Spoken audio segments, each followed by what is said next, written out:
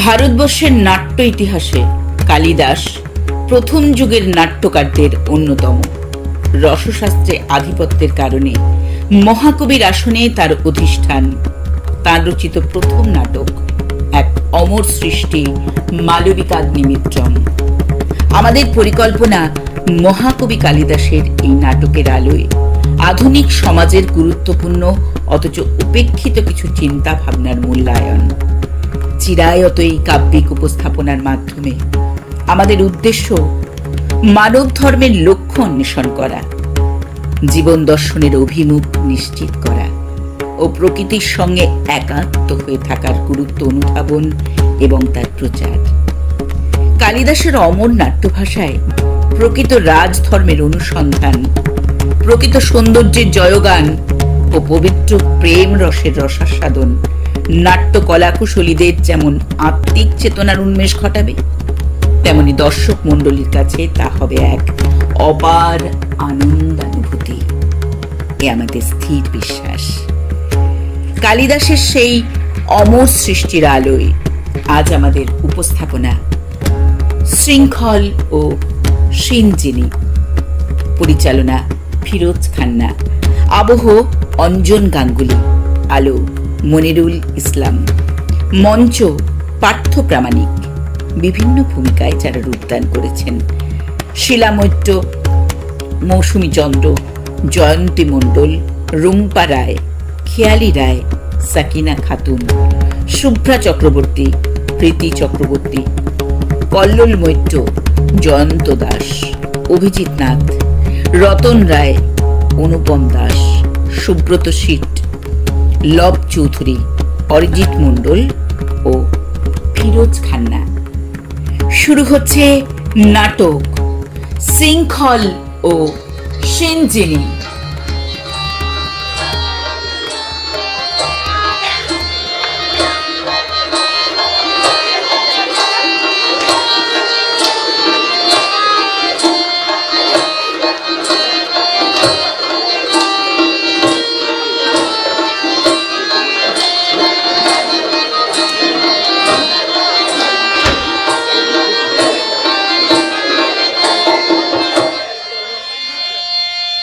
চরম বিপরীত গুণের অধিকারী যিনি, সর্বৈশ্বর্য ধরে ধনী তিনি জন্মবর্ষ,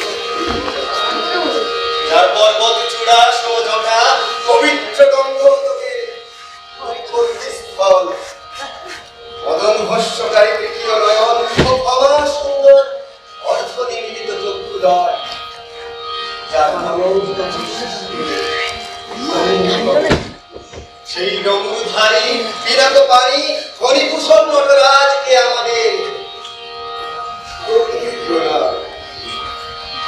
আর দক্ষিণ হস্তে অভয় মুদ্রা আশীর্বাদ বর্ষণ করুন আমাদের আপনাদের সমগ্র জীব জগতের উপর।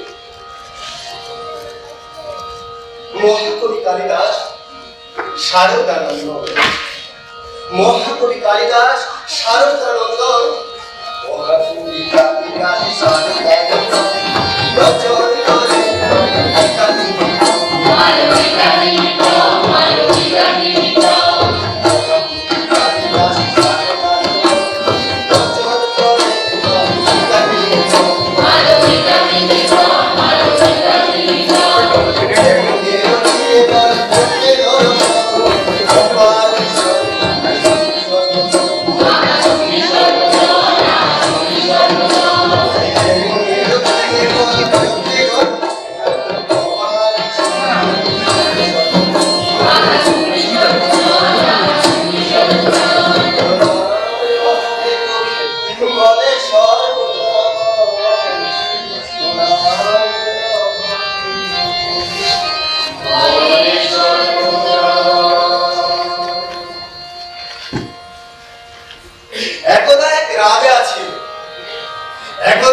রাজা ছিল অগ্নিমিত্র নাম, অবধের বিদিশায় ছিল তার ধাম। রাজরানী গৃহকর্ত্রী খালি সুন্দরী, রাজরানী গৃহকর্ত্রী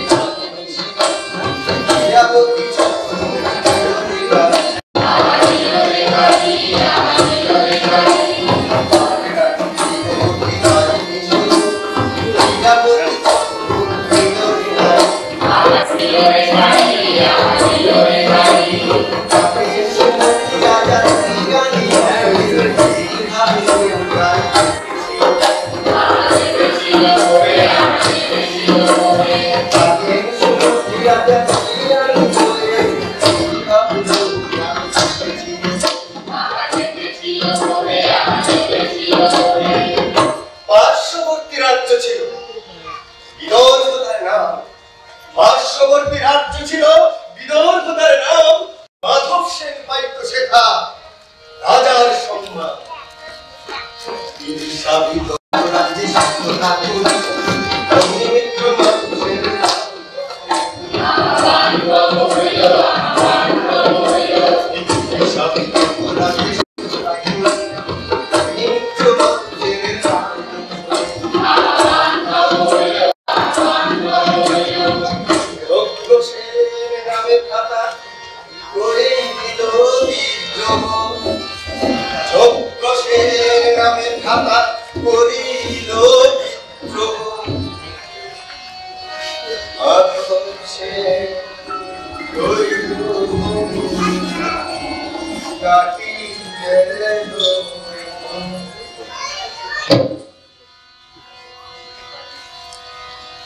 অগ্নিমিত্র অগ্নিমিত্র অগ্নিশর্মা অগ্নিমিত্র অগ্নিশর্মা সে সংবাদেশ্বরী পত্র পাঠায় মাধব সেনের ছাড়ার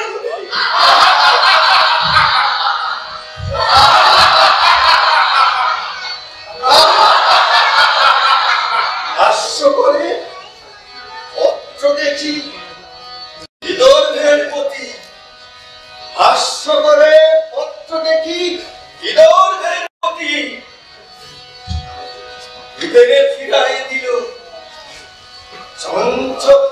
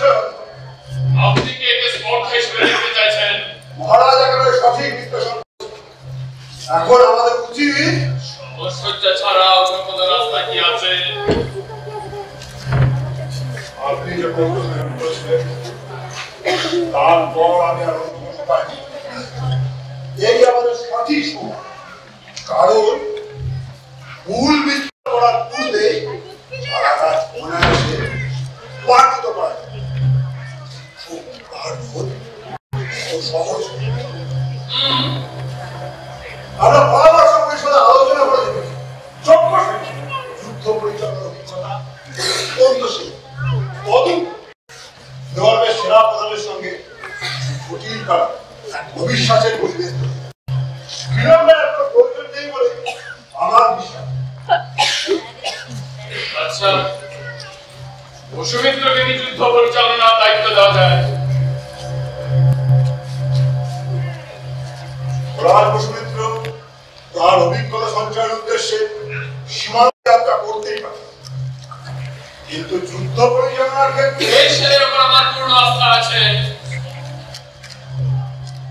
অনভিজ্ঞ যুবরাজকে যুদ্ধ পরিচালনার দায়িত্ব রেখে বিপক্ষ সহজ জয়ের প্রলোভনে বাদ দিতেই হবে। সেক্ষেত্রে বীরসে অন্তরাদের চকিত আক্রমণে মোহ সৃষ্টি করতে পারে। আপনি বসুমিত্রের যুদ্ধ পরিচালনার বিপক্ষে? একে তো তিনি অনভিজ্ঞ, দ্বিতীয়ত এই যুদ্ধে ভৌগোলিক অবস্থানের সম্পদ রয়েছে, যা শিক্ষানবিশের পক্ষে আয়ত্ত করা এক প্রকার অসম্ভব। হাজার হলেও যুদ্ধক্ষেত্রে কোন শিক্ষা প্রতিষ্ঠান নয় মহারাজ। আপনি ক্রুদ্ধ হবেন না, আপনি বসুমিত্রকে পাঠানোর ব্যবস্থা করুন। আপনাকে বিশেষভাবে বলে দেবেন সে যেন সেনাপতি বীর সেনের সহকারী হিসেবে সীমান্তে যাত্রা করে এবং তার আদেশ মান্য করে। আপনার আদেশ শিরোধার যাবে মহারাজ। শুশ্রূষা কেন্দ্রে সমস্ত সরঞ্জাম যেন তৈরি থাকে, বিদর্ভের আমাদের সৈন্যদের শুশ্রূষা যেন দুষ্ট না হয়। তাই হবে মহারাজ।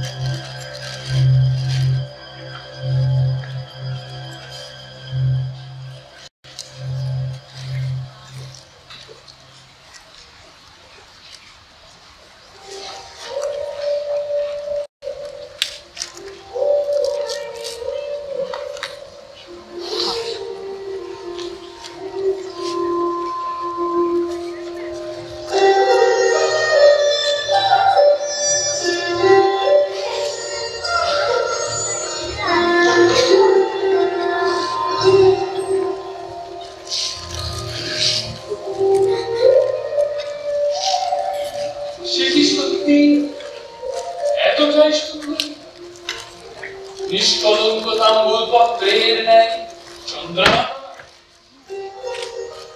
তদ্ভিন্ন অন্যান্য প্রত্যঙ্গগুলির স্থান সংকুলান শিখতে সম্ভব হয়নি। রাজধানীর বাসগৃহে তার কি অসাধারণ দীপ্তি, মাথায় ঘন কুঞ্চিত কেশরাশি যেন বর্ষার চলমান গুরুবর্ণ কপালের পরে যেন মহাদেবের একটু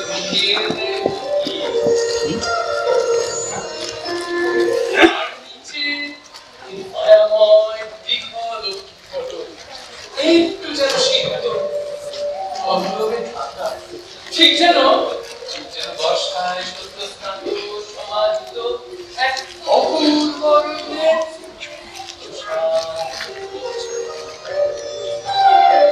শিল্পীর প্রশংসা করতেই হচ্ছে।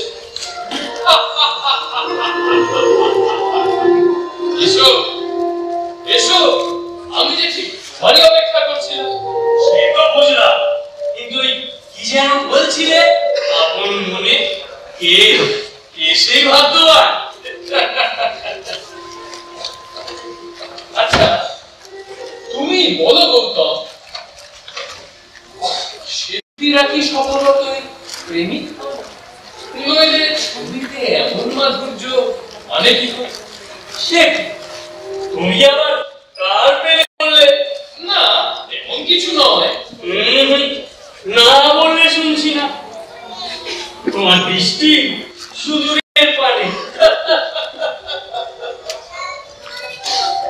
মন গুরুর এই যে প্রেমে পড়ারই লক্ষণ বন্ধু। রাধেটা দুর্বল রানী ধারিণীর ঘরে স্থাপিত নতুন একটা চিত্র দেখে আমার মনটা একটু যেন ব্যাকুল হয়ে উঠেছে। তুমি নিশ্চয় তোমার স্ত্রীর কথা বলছো না? তুমি ঠিকই ধরেছ।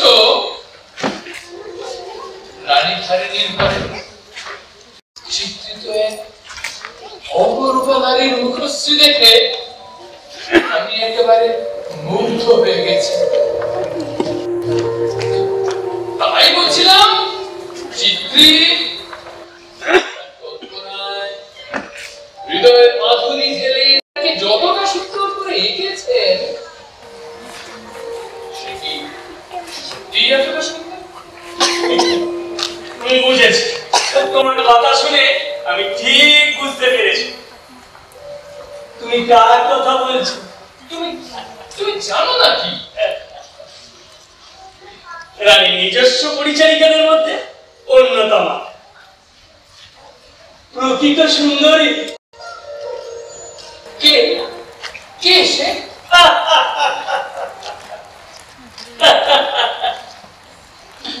মালবিকা।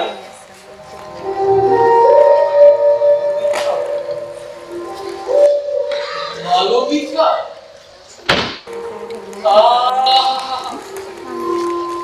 রূপসী রমণীর জন্য যেন এক আদর্শ না মালবিকা।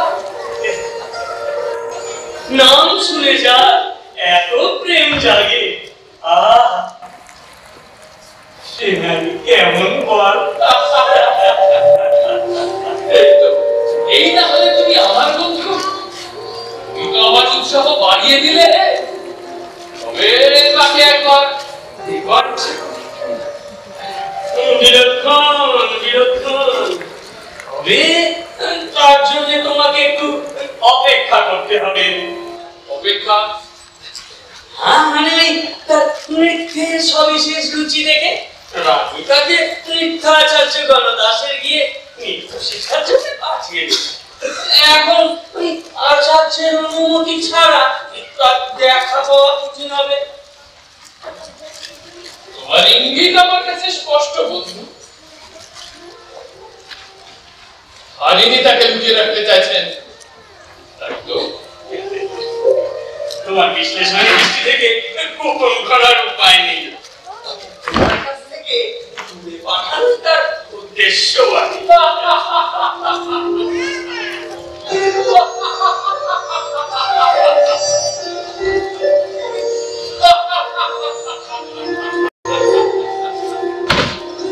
বাধা মানুষকে তা লঙ্ঘন করার জন্য প্রলুব্ধ করে, তাকে আহ্বান জানায়। এটাই মানুষের স্বাভাবিক প্রবৃত্তি। পুষ্প অবলম্বনে নিবৃত্ত হলে মধুকর যেমন বারংবার ফিরে আসে, পিপীলিকা যেমন শর্কর সন্ধানে যে কোনো দুর্লঙ্ঘ বাধা অতিক্রম করে। আমি আজ তাহারই বশীভূত। তার সঙ্গে আমার সাক্ষাতের কোনো উপায় থাকলে তুমি বলো।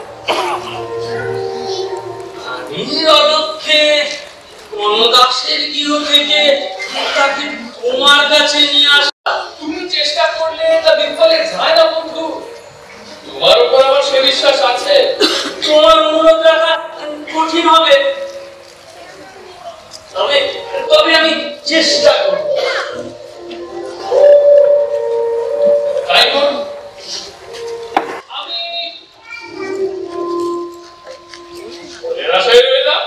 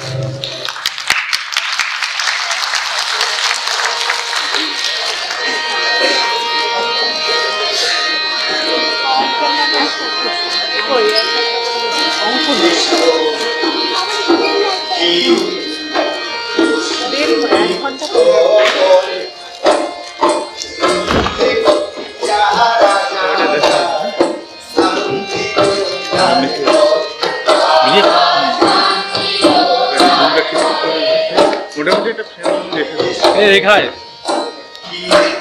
পুরোটা হ্যাঁ এবার এগুলো কোথায় যাবে এখন বাড়ি? আমি বাড়ি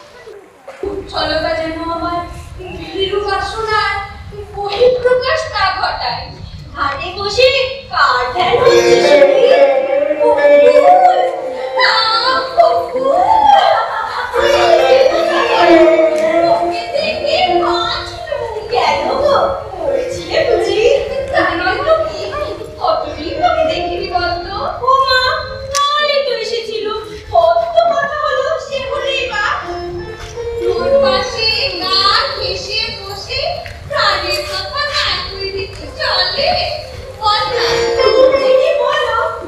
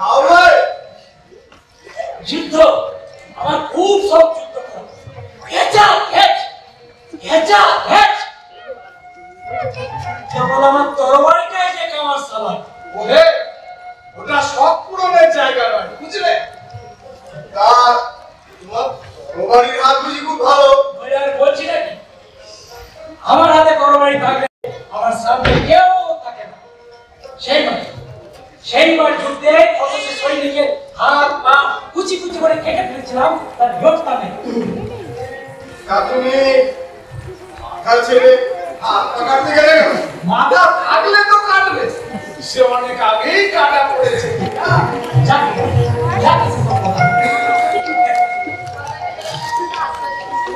যেন বলছিলে ঈদের আশা করছে। তুমি ঠিকই শুনেছো। সে তো এমন কতই তাহলে যুদ্ধের সময় লোকে তো আবার এই নিয়ে কানাকানি করছে। কি বলছে কি? হ্যাঁ, ও ছাড়া সেসব কথা। তা তোমরাই বলো না, শুনি। শোনো বলছি না বাবা, কে কথা শুনে বলোই না শুনি। আমি কি আর কাউকে বলতে যাচ্ছি? আমাদের রাজা নাকি একজন বলবো না। বলোই না শুনি। রাজার সঙ্গে রানীমার একটু মনোমালিন্য হয়েছে, এই আর কি। কেন, কি বিষয়ে? ও সেই পরিচারিকাকে নিয়ে তো।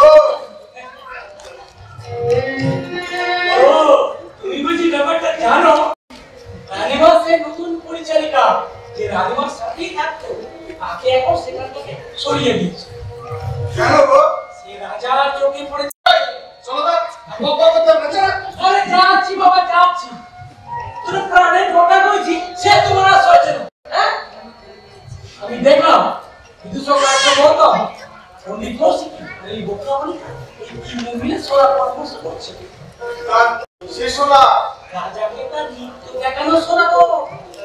বাবা দুজনে পেটে পেটে তো তাই তো আজ সেখানে নাচের আসর বসছে। এই তো ভীষণ চিন্তার কথা। কি হলো? আমি কিছু জানি না। চলো তো, কাজে যেতে দেরি হচ্ছে না। কি গো? সেখানে নিশ্চয়ই রাজকীয় ভোজ্যপানীয়ের আয়োজন থাকবে। সেগুলো বলতে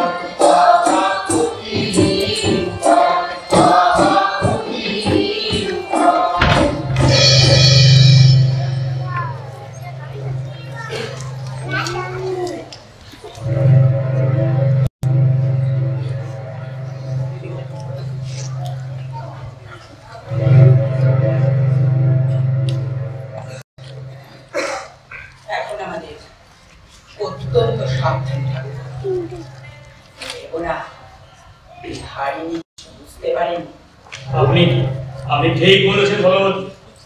এ যেন জেনে শুনে সাপের গর্তে হাত দেওয়া।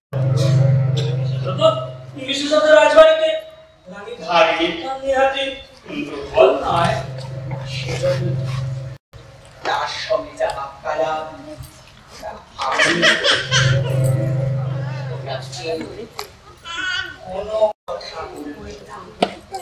আপনার কথা তিনি অগ্রাহ্য করতে পারেন।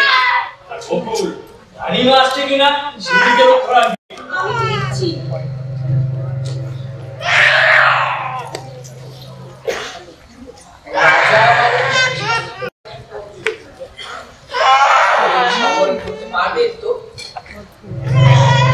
আপনি কোনো চিন্তা করবেন না, আমি তাকে আগেই করে রেখেছি। সেরকম পরিস্থিতি হয় আমি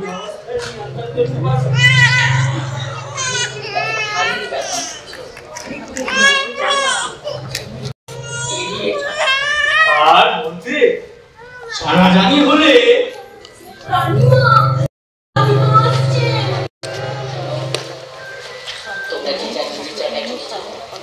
যাও।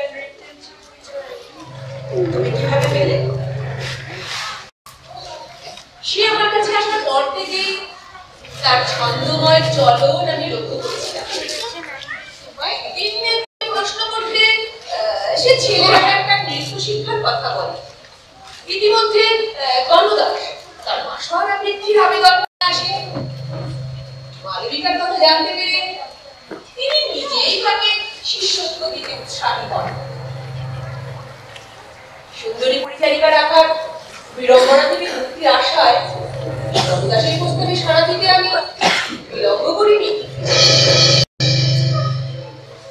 মালবিকার যে উপকার করেছো তোমার সাথে তার কোন কাহিনী আমি এখনই করতে পারছি। মানুষের আগ্রহ দিন দিন হ্রাস পাচ্ছে। শিল্পের প্রতি তোমার প্রেমের প্রশংসা না করে পাচ্ছি না দেবী। ধন্যবাদ আপনাকে ভগবতী।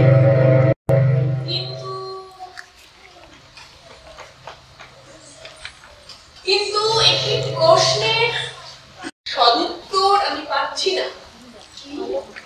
কি সে প্রশ্ন? এই নৃত্য প্রদর্শনীর উদ্যোক্তা আসলে কে? তোমার কথা সূত্র ধরেই বলি, কমলাস তার আশাহারা বৃদ্ধি সুনিশ্চিত করবার লক্ষ্যে এমন আয়োজন করতে পারেন বই কি? তা তো নিশ্চয়ই মহারাজ অগ্নিমিত্র সভার ক্রিয়াকলাপ করতেছে। জয় মহারাজ অগ্নিমিত্রের জয়। জয় মহারাজ অগ্নিমিত্রের জয়। জয় মহারাজ অগ্নিমিত্রের জয়। জয় মহারাজ অগ্নিমিত্রের জয়। জয় মহারাজ অগ্নিমিত্রের জয়। জয় মহারাজ অগ্নিমিত্রের জয়।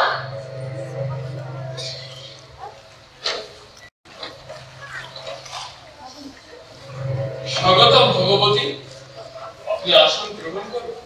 মহারাজের জয় হোক।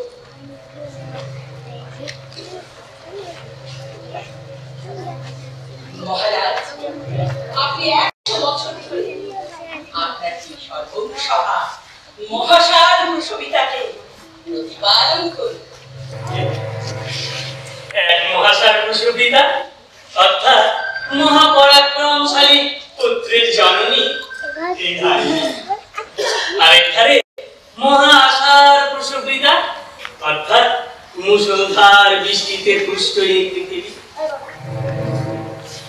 আমার সুন্দর তারিণী এবং এই ধরণীকে প্রতিপালন করার জন্য আপনাকে 100 বছর জীবিত থাকতে হবে মহারাজ। ধন্যবাদ পণ্ডিত কৌশিক।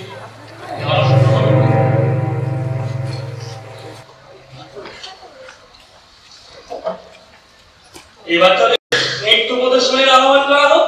আমার কোনো আপত্তি নেই, অনুমতি বিস্তারে। বেশ, শিল্পীকে সবাই উপস্থিত করো।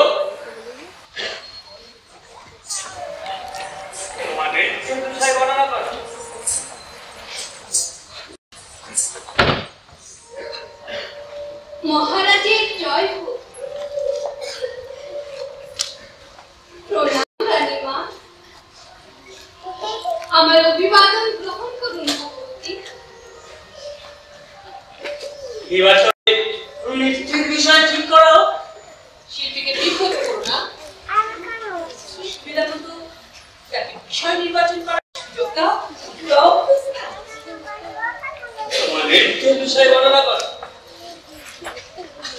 যার নৃত্যের ছন্দে জগৎ সংসার আবর্তিত হয়, সেই মহাকাল নটরাজকে আমার প্রণাম। সংসারের প্রেমে আকুল হয়েও যিনি পরম নিরাসক্ত, গোপবধূগণের লজ্জা হরণকারী সেই লঙ্কর শ্রেষ্ঠ নটবরকে আমার প্রাণের শ্রদ্ধা। উপস্থিত সকল আচার্যগণের চরণ বন্দনা করে নৃত্যারম্ভের অনুমতি প্রার্থনা করছি। কি অদ্ভুত গৌরচন্দ্রিকা, তোমায় অনুমতি দিলাম।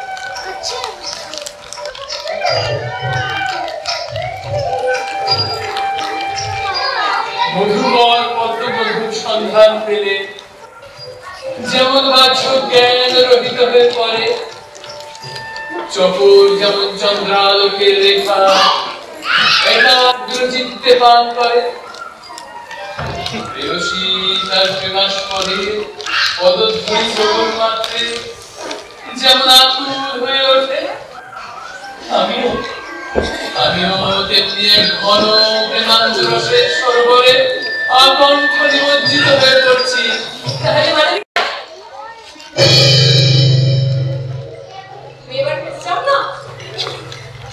কিন্তু নর্তকী প্রয়োগে প্রমাণ দেখতে পাচ্ছি। তোমার কি দেব?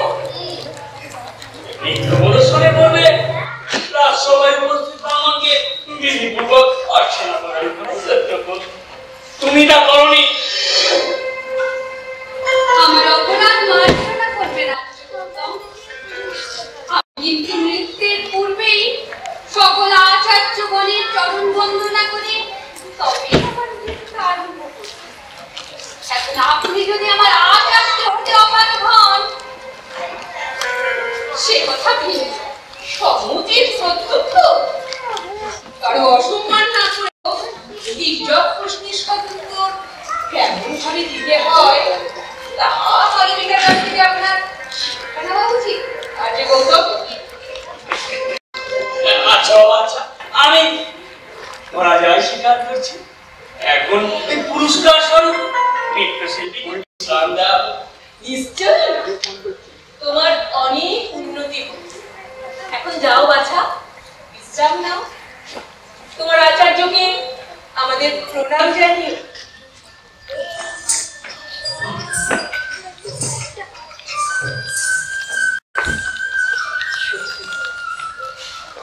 এক বিচি আজ তাহলে আমি বিদায় নিই।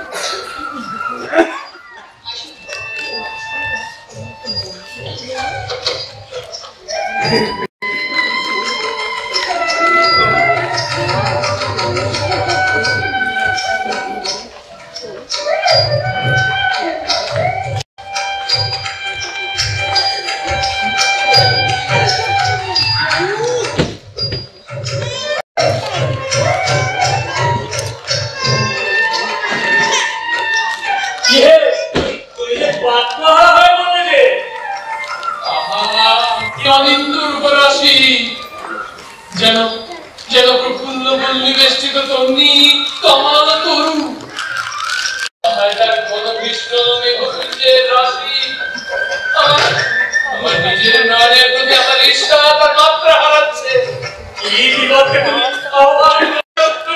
তুমি জানো? তার বঞ্চিত বন্ধিত পদযুগলের প্রেমে আমার হৃদয় আকুল হয়ে উঠছে। তোমার এই আকুলতা রানী লক্ষ্য করেছে। তিনি অন্য কিছু অনুমান করে থাকতে পারেন।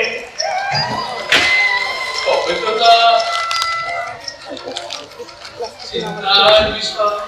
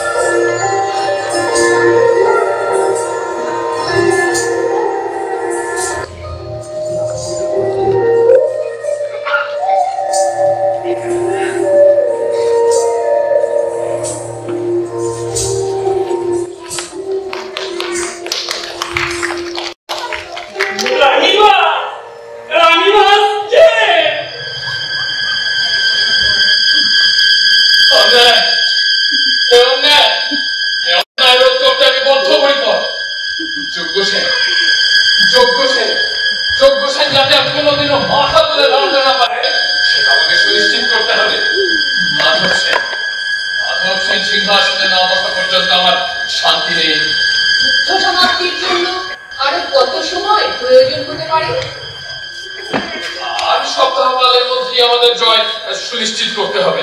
তবে কি এবার আপনি নিজে যুদ্ধ পরিচালনার দায়িত্ব নিতে চাইছেন? না, অতি শীঘ্র আমার যুদ্ধাঙ্গনে যাওয়ার কোনো সম্ভাবনা নেই। তোমরা নিশ্চিন্ত হতে পারো। আমার যুদ্ধক্ষেত্রে মহারাজ, এই কি আমার নিশ্চিন্ত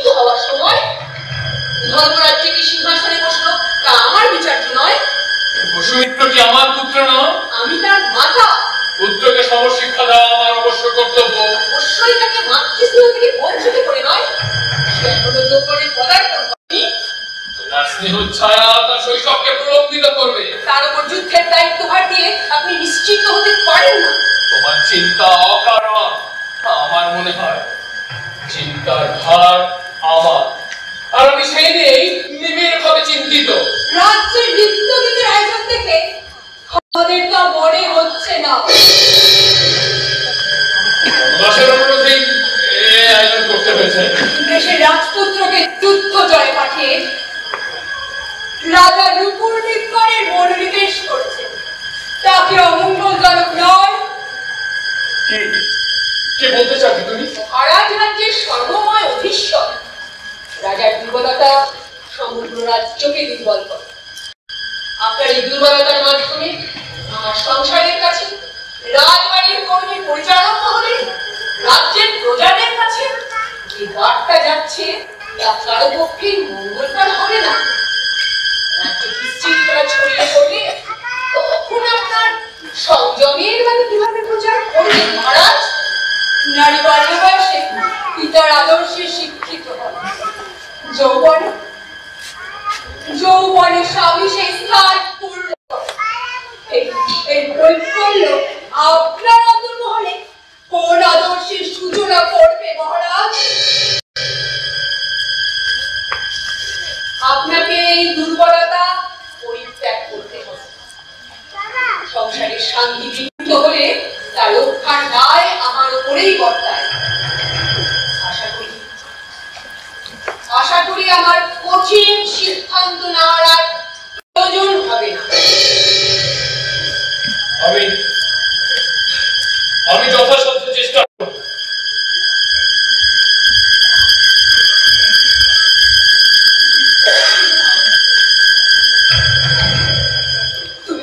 তুমি আরো কঠিন হতে পারতে দিদি।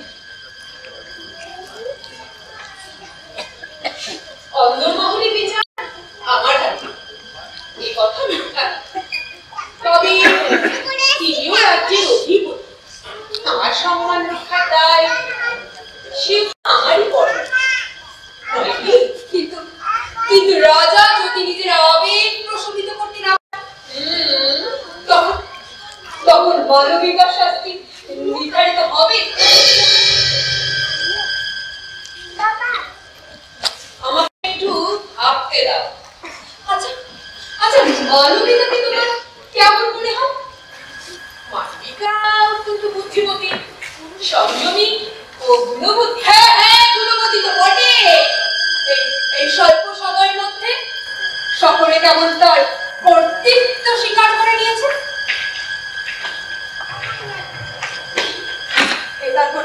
এটার কোনো মায়ার প্রভাব নাই তো?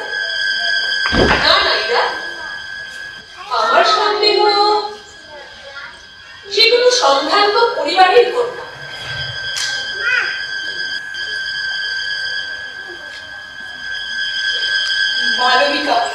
মালবিকা আমাদের পরিবারের বিপদের কারণ না।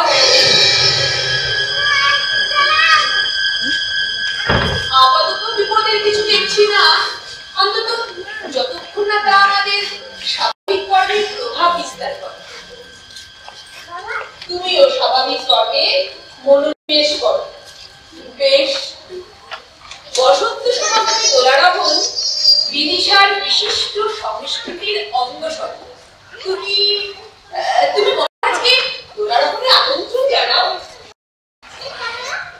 ফাল্গুনী পূর্ণিমায় দোলারাবণ তবে কারই তো ফাল্গুনী পূর্ণিমা? তবে তুমিও চলো। সে কেমন করে হয়? আমি বরং এই শুভ দিনে অশোক তরুণ দোহন পূরণের ব্যবস্থা করি। দোহন সে আবার? ও মা, জানো না বুঝি? সন্তান সম্ভবা নারীকে তার স্বজনেরা যেমন সাধ ভক্ষণ করান, এগুলো তেমনি অশোক তরুণ সাধ পূরণ। সকাল বেলায় নেত্রাবতীকে পূর্ণ স্নান সেরে নতুন বস্ত্রে সজ্জিত হয়ে তাকে আদর করা, তার জন্য শুভ কামনা করা, এই আবার সুন্দরী রমণী তার গোড়া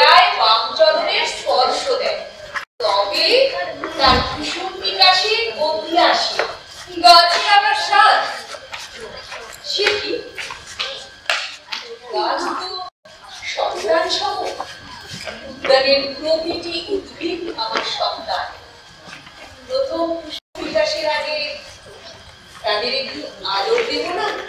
বেশ, তুমি যেও তখন পুরনে। আমি যাই, রাজকে দোলার ওপরে আমন্ত্রণ যাই। কেমন? বেশ, এসো।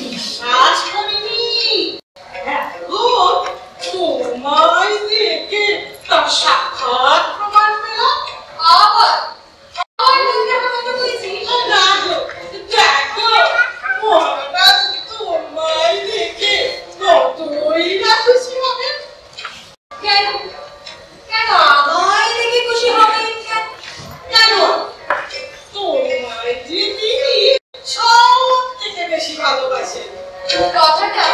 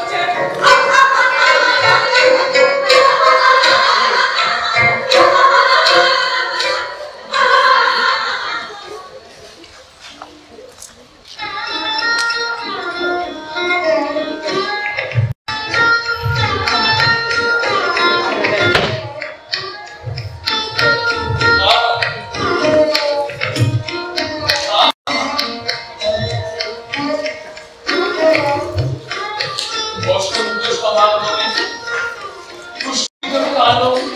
দেখো দেখো কেমন আহ্লাদিত মন্থর মলয় বায়ু তাদের হৃদয়ের গভীর বাণী পৌঁছে দিচ্ছে অপরের কানে।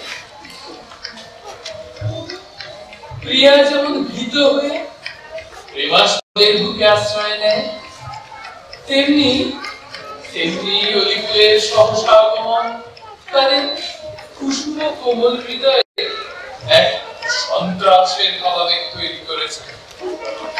তারা একে অপরের দিকে গেলে যেন আশ্রয় দীক্ষা করছে। এসো, এদিকে এসো। কেন তোমার চোখে পড়তেই বসে? তুমি এসোই না, আমরা এই কাননের পথেই যাবো। বেশ, তাই চলো।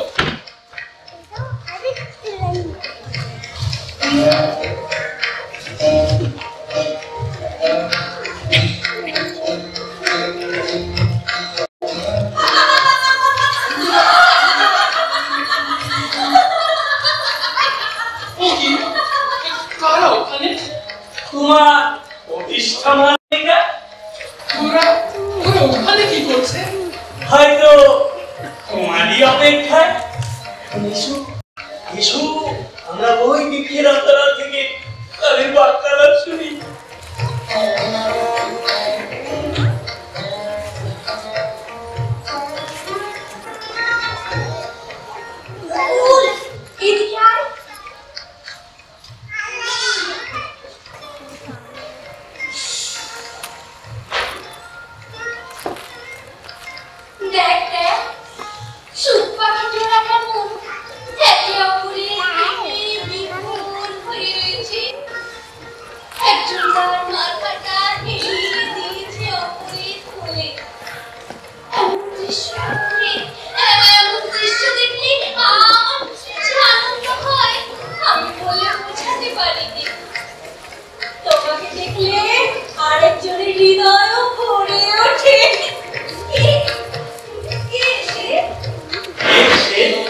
তুমি জানো নাকি সে কি আমার কথা বলছে?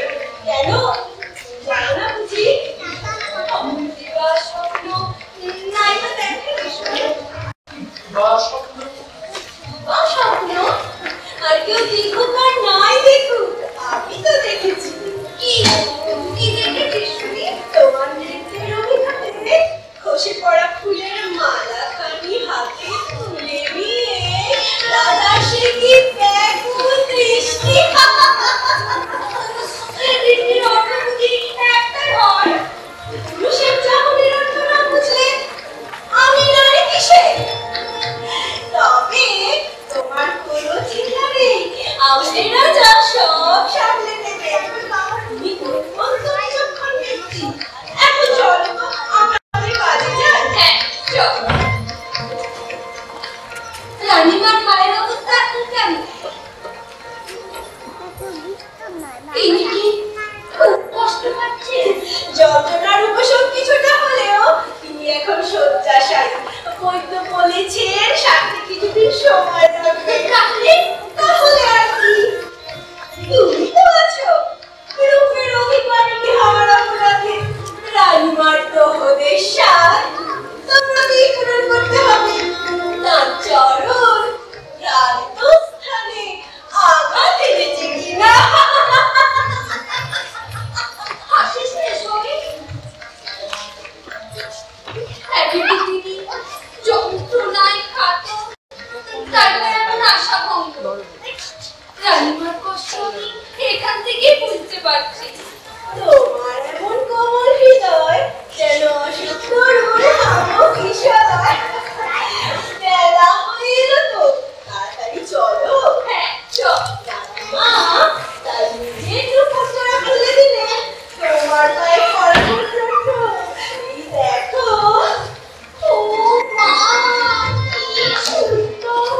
তোমার চরণে আরো সুন্দর লাগবে। এখন চলো তো তাদের শরীর মতো করে সাজিয়ে।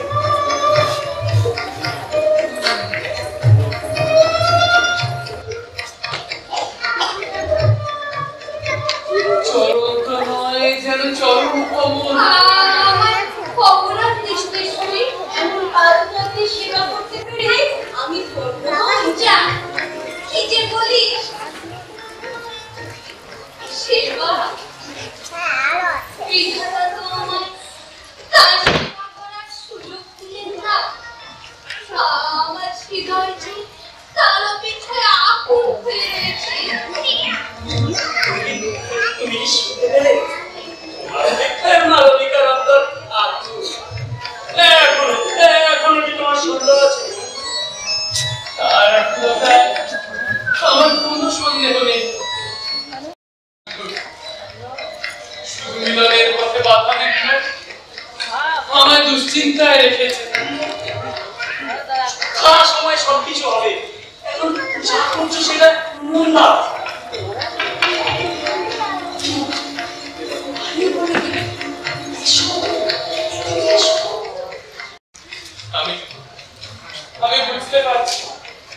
আমি বুঝতে পারছি সবই তোমার পরিকল্পনা অনুযায়ী হচ্ছে, কিন্তু আমি যেটা অঙ্গসৌরভ পেতে চাই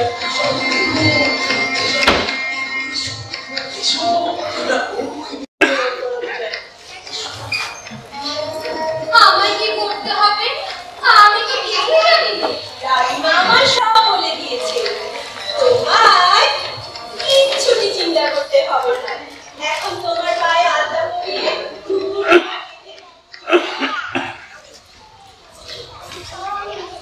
তুই যে বললি রাজা দোলা করে আমার অপেক্ষায় বসে, কই এবার কি বলবি? তবে হয়তো তুমি কারণে খেলার ছলে তোমার থেকে লুকিয়ে রয়েছে।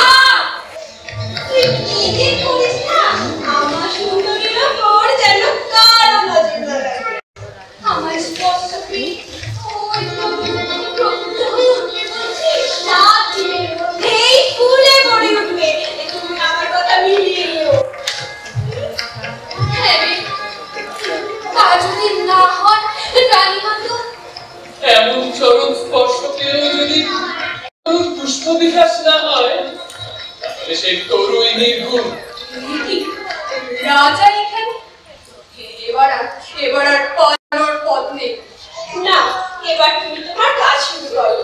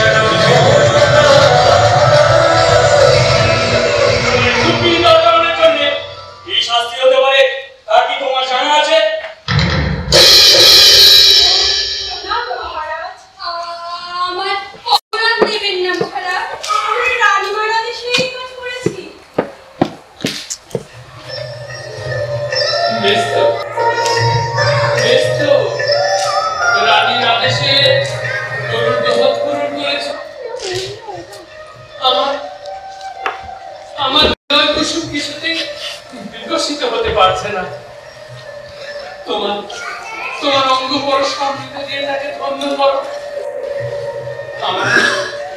আমার সকল অঙ্গ বিকল হয়ে রয়েছে,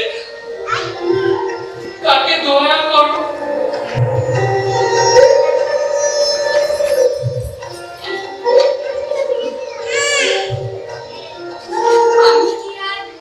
মহারাজের প্রেমের চক্ষু। বিচারে আমি অযোগ্য, আমি রাজা, তাই আমার এই ক্লেশ নিবারণ করো। আমার প্রাপ্ত হৃদয় তোমার হৃদয় ধারণ করো সুন্দরী।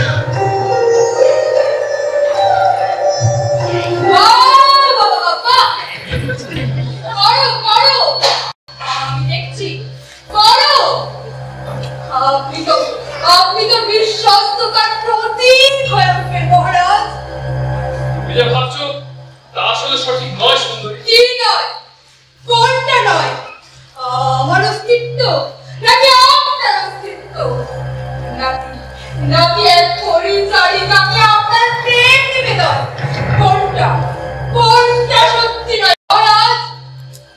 আমি আসলে দুলাল গৃহের দিকেই যাচ্ছিলাম।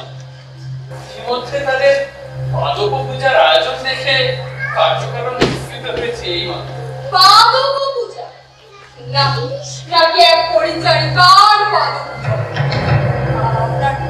আপনার রুচি নিদর্শন দেখে আমি বিধ্বস্ত বোধ করছি।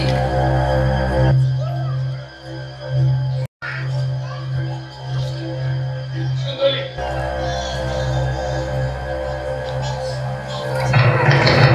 সুন্দরী, আমার মহারাজ শুনো সুন্দরী।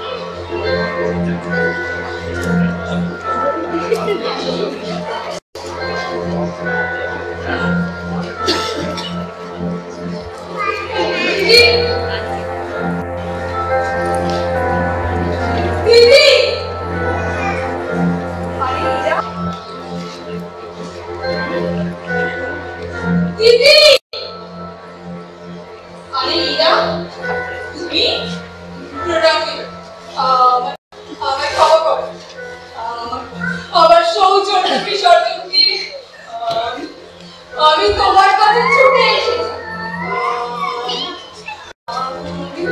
তোমার তো শ্বাসরুদ্ধ হয়ে আছে, উত্তেজনা প্রশমন করো। এই জানো আমি আর সহ্য করতে পারছি না। ওই মানবিকা মায়া মেনে তুমি ওকে অবরুদ্ধ করো। শোনো, এমন কি করা যায়?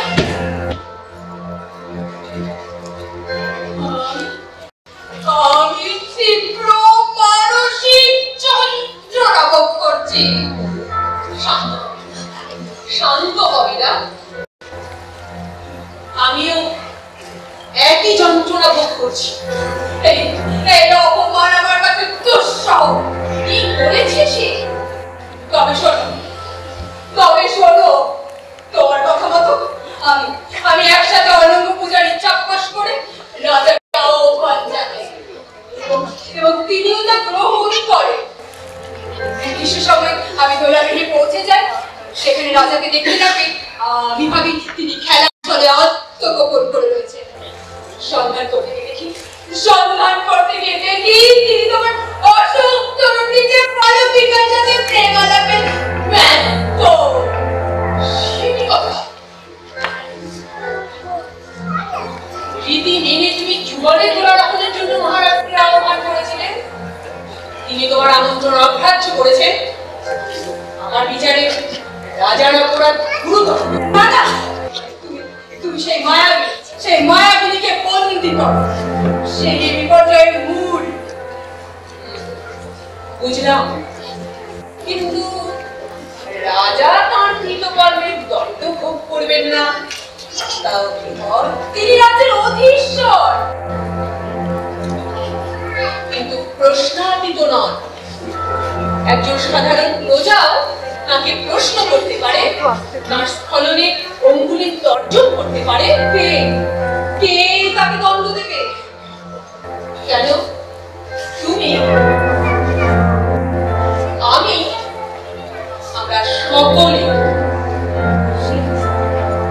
সে কেমন দণ্ড? রাজাকে কারাগারে নিক্ষেপ করে? লস্করের জন্য নির্দিষ্ট দণ্ড দিয়া রাজাকে দেওয়া যায়, তার জন্য চাই রাজসিক দণ্ড। শারীরিক নয়, যা হবে মানসিক।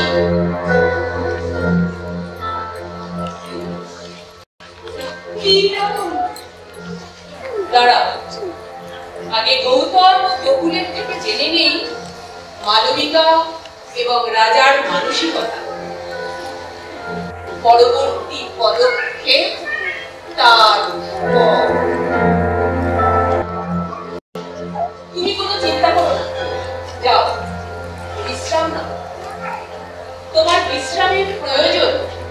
যাও মীরা।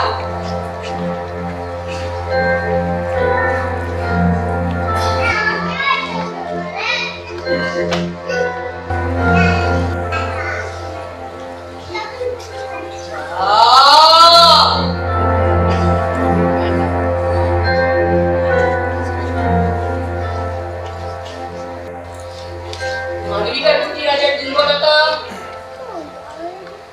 আমাকে চিন্তিত করছে।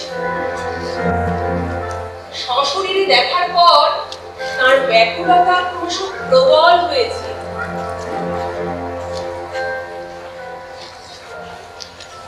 কিন্তু আর নয়, এবার প্রয়োজন কঠিন সিদ্ধান্ত।